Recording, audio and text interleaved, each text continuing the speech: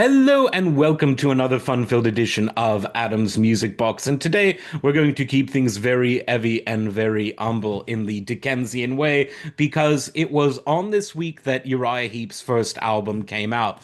And straight out of the gate, they were unique. They were one of these bands that had a unique sound. And yes, they were an organ-driven hard rock band, much like the Vanilla Fudge, arguably much like Deep Purple, but their sound was completely different from either. Vanilla Fudge and Deep Purple sound was completely different from one another.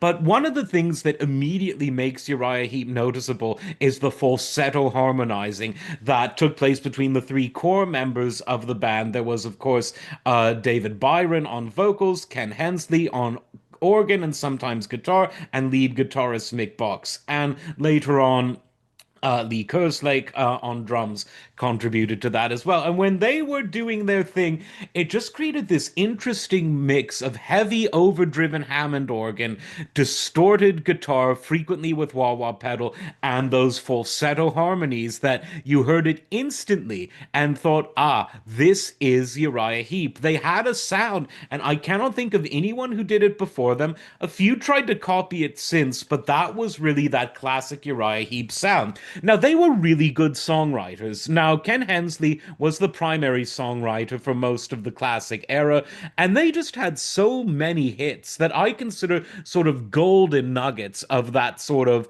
classic organ driven hard rock era. Songs like July Morning, a sort of proggy hard rock opus that remains very popular in Bulgaria. Look at Yourself from the album of the same title. Absolutely brilliant. Easy Living. What a song. Rainbow Demon, another great one.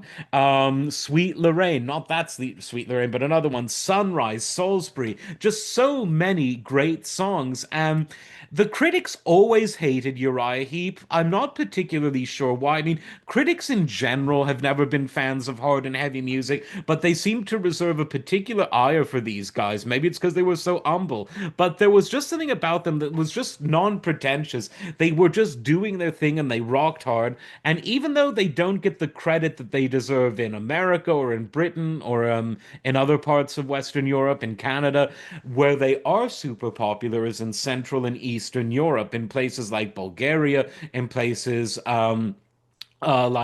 Poland. They're popular in Russia. Not sure about China, but it's in that sort of geographic latitude and longitudinal place. They are really popular. I've always asked myself why, and I'm not sure.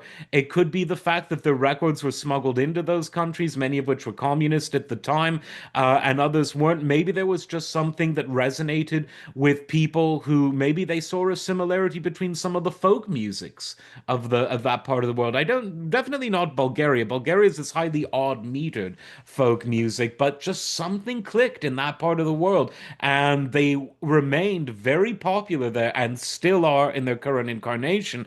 They can still fill out big arenas in those countries, and so I say that that's sort of great. We all hear the sort of story about, when you're washed up in America, you become big in Japan. But in Uriah Heep's case, they are big in, the former Warsaw Pact.